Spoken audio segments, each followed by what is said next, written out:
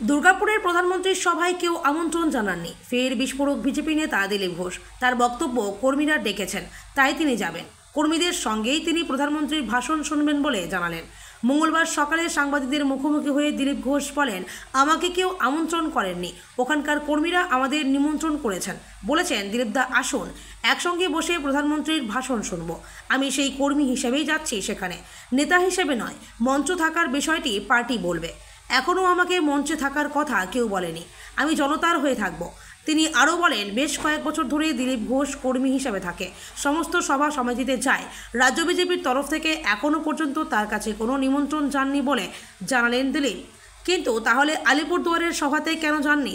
তার বক্তব্য, আলিপুরদুয়ারের সভাতেও কেউ আমন্ত্রণ জানাননি, টিভিতে ভাষণ শুনেছেন। কিন্তু দুর্গাপুরের ক্ষেত্রে যেহেতু তিনি সেখানকার লোকসভার প্রার্থী ছিলেন, তাই যাচ্ছেন। যদিও এই বিষয়টিকে কটাক্ষ করেছেন তৃণমূল নেতা কুণাল ঘোষ।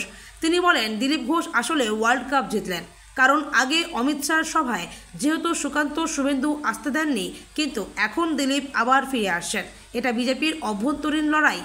দিলীপের হয়েও সুর চড়িয়েছেন রাজ্য সভাপতি শ্রমিক ভট্টাচার্য। তিনি বলেন, দিলীপ ঘোষ অন্য দলের নেতা নাকি? তিনি পার্টির সঙ্গে ছিলেন, আছেন, থাকবেন। আমাকে কেউ আমন্ত্রণ করেনি, ওখানকার কর্মীরা আমাকে নেমন্তন্ন করেছে যে দিলীপ আসুন, একসঙ্গে আমরা প্রধানমন্ত্রীর ভাষণ শুনবো। আর আমি সেই হিসাবে একজন কর্মী হিসেবে ওখানে যাচ্ছি, কোনো নেতা অধিকারী হিসাবে নয়। না, মঞ্চে থাকা তো পার্টি বলবে, পিএমও থেকে ঠিক করবে। এখন আমাকে মঞ্চে থাকার কথা কেউ বলেনি, আমি জনতার মধ্যে থাকবো।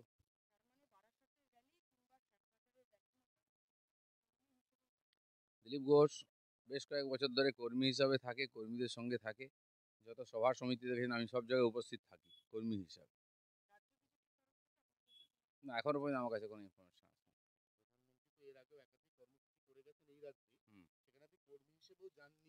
না। একাধিক না, একাধিক সব জায়গায় যাই না তো। ইলেকশনের সময় উনি সমস্ত পার্লামেন্টেতে সভা করছেন, আমি কি গেছি? আমি ইলেকশন লড়ছিলাম।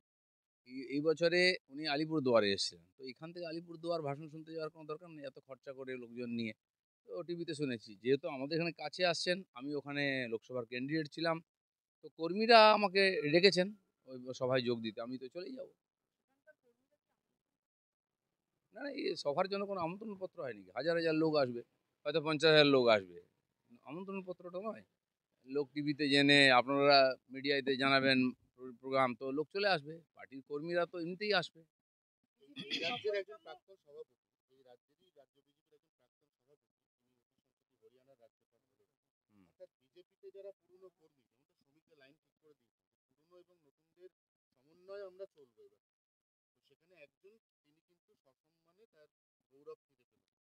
না, পার্টিতে যারা সিনিয়র আছেন পুরনো, যেমন পশ্চিমবাংলায় আমরা এমএলএ এমপি দিতে পারিনি।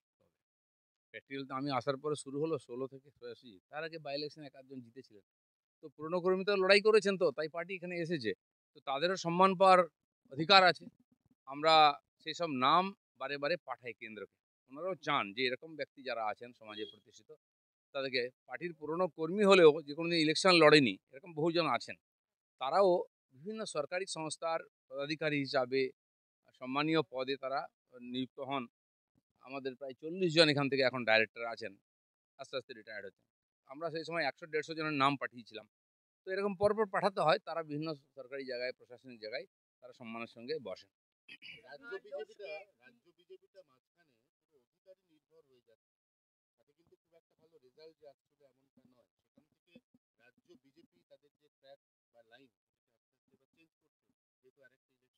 দেখুন, আমাদের সর্বভারতীয় পার্টি তো, তো যারা কেন্দ্রে আছেন তারা সার্বিকভাবে দেখে বিচার করে ডিসিশন নেন কাকে দায়িত্ব হবে, কি করা হবে, কিভাবে।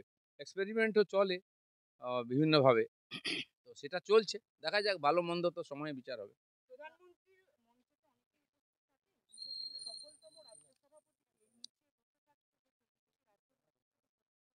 আমি একাধিকবার নিচে বসেছি, বারাসাতে মহিলা মোর্চার কার্যক্রম ছিল, সেখানে প্রধানমন্ত্রী এসে, আমি এসে সাধারণ কর্মীদের সঙ্গে বসেছিলাম আসনের নিচে।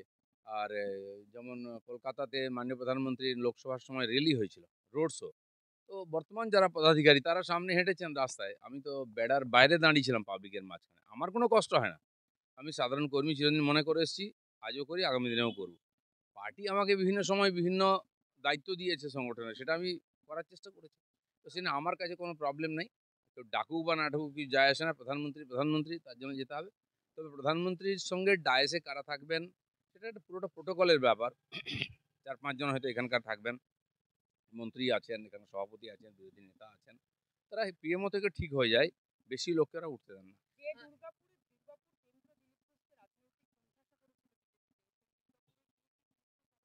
না, ওইভাবে আমি দেখি না, সারা পশ্চিমবাংলায় আমি যাই, প্রত্যেক দিন ঘুরতে থাকি। ইলেকশন আসে যায়, কখনো সফলতা আসে কখনো আসে না, তাতে কি আছে, আমরা সংগঠনের লোক, সংগঠন করতেই ভালোবাসি। দিলীপদা, লোকসভা নির্বাচনে আমরা দেখেছি দুর্গাপুর, আসানসোল, বাঁকুড়া হাতছাড়া হয়ে গিয়েছিল বিজেপির। 26-এর ভোটের আগে নরেন্দ্র মোদী প্রধানমন্ত্রীর তার দুর্গাপুর বেছে নেওয়ার কারণ কি তাহলে দুর্নীতিমুক্ত বাংলা, এবং সেখানে কি নতুন করে এই মোদীর সফর সেটা কি কোনো দিশা দেখাবে? দেখুন, 26-এর ভোটের প্রধানমন্ত্রী আগে শুধু নয়, উনি সময় দেন অনেক সময়, উনি সরকারি কাজে আসছেন, তো আমাদের যারা সর্বভারতীয় এখানকার থাকেন অবজারভার বা এখানকার নেতৃত্ব, তারা ভাবেন যে আমাদের এই সুযোগ একটু লাভ নেওয়া উচিত, 1 ঘন্টা 2 ঘন্টা বেশি সময় আমরা চেয়ে নিই প্রধানমন্ত্রীর কাছ থেকে, একটা সভা করে নিই।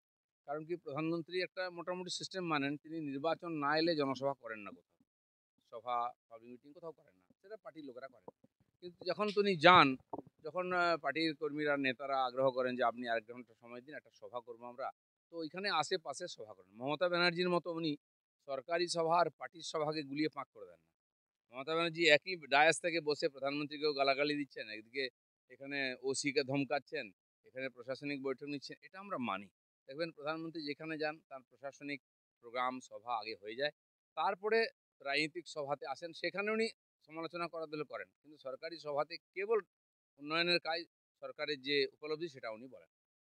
বিজেপির এই প্রসঙ্গেই বলি, বিজেপির এমপি এমএলএরা যখনই কোনো কাজে উন্নয়ন করতে যাচ্ছেন বা কোনো উন্নয়নমূলক কাজ করতে যাচ্ছেন, সেখানে দেখা যাচ্ছে যে কোথাও গিয়ে খর্গহস্ত হয়ে যাচ্ছে তৃণমূল সরকার, এবং সেই জায়গায় দাঁড়িয়ে উত্তর দিনাজপুর থেকে শুরু করে শিলিগুড়ি বিভিন্ন উন্নয়নে কিন্তু বাধা প্রদান করা হচ্ছে। এই ব্যাপারটা নিয়ে দেখুন, কি বলবেন? পশ্চিমবাংলার রাজনীতি এটাই আছে, কাজ না করাটাই এখানকার রাজনীতি, বা কাজ আটকানোটা।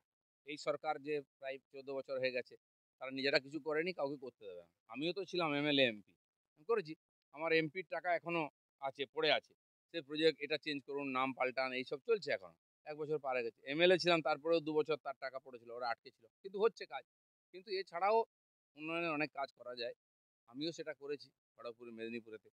আটকাতে পারো না, আমি কাঁসাই ব্রিজের জন্য 304 কোটি টাকা কেন্দ্র সরকারের কাছ থেকে আনিয়ে নিয়ে এসেছি, যদিও এই রাজ্য সরকারের ওটা ব্রিজ ওরা আমাকে মানে সরকারকে আপিল করেনি, কিন্তু রাস্তা আছে করার, সেটা আমাদের শিখতে হবে আর করতে হবে। রাজনৈতিক মহল মনে করে মোদী অমিত শাহ অবশেষে উপলব্ধি করেছেন যে যদি 26-এ বিজেপিকে ভালো কিছু করতে হয় বা 77-এর সঙ্গে যদি আরো 100 বাড়িয়ে নিতে হয়, তাহলে আপনাকে লাগবে। আমি জানি না, দিলীপ ঘোষ তৈরি আছে, রাস্তায় আছে, কর্মীদের মাঝখানে আছে, যে কাজ দিয়েছেন আমি সেটা নিষ্ঠার সঙ্গে করার চেষ্টা করেছি, এখনও সেরকম সুস্থ সবল আছি, পার্টি আমাকে যেভাবে ব্যবহার করবে আমি তৈরি আছি, মাই হুঁ না। অমিত শাহ, এক মিনিট, অমিত শাহ নভেম্বর থেকে এ রাজ্যে পাকাপাকিভাবে থাকার একটা কথা শোনা যাচ্ছে। সেটা কি প্রশাসনিকভাবে কতটা লাভজনক হবে?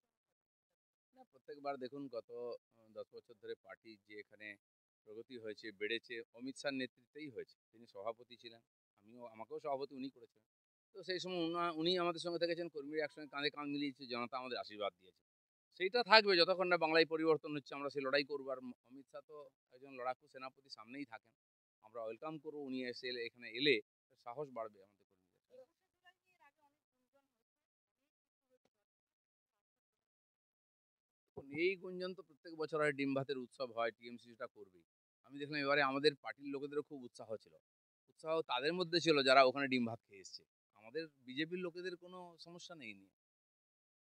কালকে উনি পথে নামবেন, কাল হুম, হুম, 16 তারিখ হুম। উনি পথে নামবেন। এই যে বিভিন্ন রাজ্যে যে বাঙালির উপর অত্যাচার হচ্ছে না, বাঙালি শুনলেই বাংলাদেশ বলে ফুটফাট করে, তো উনি কি বাংলাদেশিদের পক্ষে নামবেন না আমাদের পক্ষে? ওটাই তো প্রশ্ন। আমি বাংলাদেশিদের, মুসলমানদের, অনুপ্রবেশকারীদের কষ্ট হলে মমতা ব্যানার্জির বুকে খুব কষ্ট হয়, তিনি রাস্তায় নেমে পড়েন। আমি বলছি বাঙালি মরছে, ঠিক আছে, বাঙালি তো মরার জন্যই জন্মেছে, সারা পৃথিবীতে সব জায়গায় বাঙালি যাচ্ছে, এখানে পেটের ভাতের জন্য যাচ্ছে আর মরছে, অন্য রাজ্যে যাচ্ছে, বিদেশেও যাচ্ছে। আমি বলছি পশ্চিমবাংলায় 1 মাসে দেখুন আপনি কতজন বাঙালি মারা যাচ্ছে, অন্য কোনো কারণে নয়, নিজেরা মারামারি করে, টিএমসির মধ্যে কত লোক মরছে দেখুন, আর সারা ভারতবর্ষ বা দুনিয়াতে কতজন বাঙালি অত্যাচারিত। তো এই যে ঘুরিয়ে দেওয়া দৃষ্টিটাকে, নিজের অকর্মণ্যতাকে চাপা দেওয়ার জন্য, মমতা ব্যানার্জি একজন অসফল শাসক, আর চিরদিন অযোগ্যতার দায় অন্যের ঘাড়ে উনি চাপিয়ে এসছেন। তো সেই জন্য বাঙালি বাঙালি করে লাভ নেই। বাঙালি কেন বাইরে যাচ্ছে? 40 লক্ষ বাঙালি কেন বাইরে গেছে পেট ভাতের জন্য? আপনি খেতে দিন, কেউ যাবে না, পাঠিয়ে দেবেন। সবচেয়ে কঠিন কাজ, রিস্কি কাজ, যেটা কেউ করে না, বাঙালিরা গিয়ে করে পেটের দায়। কেন যাচ্ছে? আর তার জন্য লাফাচ্ছেন? আপনার বাঙালির জন্য নয়, বাংলাদেশির জন্য কষ্ট। দেখুন, আপনি দিল্লিতে কাউকে জিজ্ঞেস করুন বাংলাভাষী দেখলে, বিশেষ করে মুসলিম, আপনি যখন কোথায় বাড়ি বলবে কলকাতা, ভাষায় বোঝে, আমি ধমকায়, ওই কলকাতায় কোথায় রে? বলে মুর্শিদাবাদ। কারণ মুর্শিদাবাদ থেকে Aadhaar card, ration card, voter card করে গেছেও, তাও মুর্শিদাবাদ নাই, সে বাংলাদেশের। তার হালচাল ভাষা দেখলে বোঝা যায়। তো সেই বাংলাদেশি অনুপ্রবেশের মুসলিমদের বাঁচাবার জন্য মমতা ব্যানার্জির খুব কষ্ট, আগেও করেছেন, এখনও করেছেন। আর ওদের দয়ায় বেঁচে আছেন। ওরা যা বলবে তাই করবে, আর তার জন্য উনি প্রাণপাত করবেন। এপার বাংলার বাঙালি হিন্দু মুসলমানের জন্য কোনো চিন্তা নেই।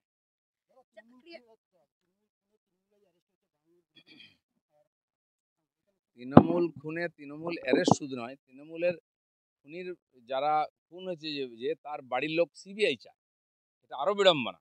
তারা পুলিশের উপর ভরসা করে না। আমরা যখন সিবিআইয়ের কথা বলি তখন কষ্ট হয় যে এই চাপ দেওয়া হচ্ছে সরকারকে। তোমাদের লোকেরা কেন সিবিআই চাইছে? কারণ এই সরকার আর এই পুলিশ, এই দুটোর উপরে, আর মুখ্যমন্ত্রী, কারো ভরসা নেই এদের উপরে। চাকরি হারারা শিক্ষকরা তারা গতকাল নবান্ন অভিযান করেছেন এবং তারা হুঙ্কার দিচ্ছেন এবার কালীঘাট অভিযান তারা করবেন। বাংলায় আর ঠিক কতদিন এই আন্দোলন? না, ওদের কাছে তো আর রাস্তা নেই চাকরি হারাদের, আন্দোলন করা ছাড়া। কালীঘাট, নবান্ন অভিযান, এটা রাস্তা একটা, মানে গণতান্ত্রিকভাবে। আর পশ্চিমবাংলায় আন্দোলনটাই আমাদের কাছে একটা নেশা, আমাদের কাছে পেশা। কিন্তু ওরা যাবে কোথায়? অত অসহায় যারা ওদের চাকরি খেয়েছে, যারা ওদের টাকা খেয়েছে, তারাই এখন দণ্ডমুণ্ডের বিধাতা। তারা চায় না ওরা ফিরে আসুক, ওরা টাকা পাক বা চাকরি পাক। তো ওরা যাবেটা কোথায়? বহু লোকের কাছে এসছে, আমার কাছেও এসছে। আমার ভাই কি করতে পারি বলো, রাস্তা কি হতে পারে? আমি তো প্রশাসন নই। তো এই সরকার চায় না দিতে, কারণ তাদের নেতারা ফেঁসে যাবে। তো দেখা যাক, অপেক্ষা করতে হবে কোন রাস্তা বেরোয়।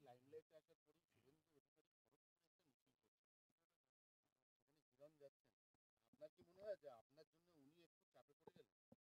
বিভিন্ন জায়গায় উনি কার্যক্রম করেন, প্রায় দিনই কোথাও কোথাও যান, সভা সমিতি করেন। উনি ওনার মতো প্রোগ্রাম করতেই থাকেন। তো করতেই পারেন, ওখানকার এমএলএ আছে, তাকে নিয়ে করতেও পারেন।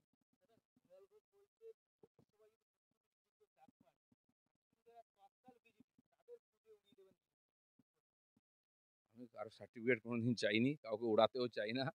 আমার আমলেই এরা সবাই এসেছেন আমার কাছে। তো তাদের নিয়ে পার্টি কাজ করে এগিয়েছে। তো এখন প্রশ্ন উঠছে এগোচ্ছে না কেন, সেই জন্য এই ধরনের প্রশ্ন উঠছে। সে প্রশ্নের উত্তর খুঁজতে হবে। আরজি করে আর্থিক দুর্নীতি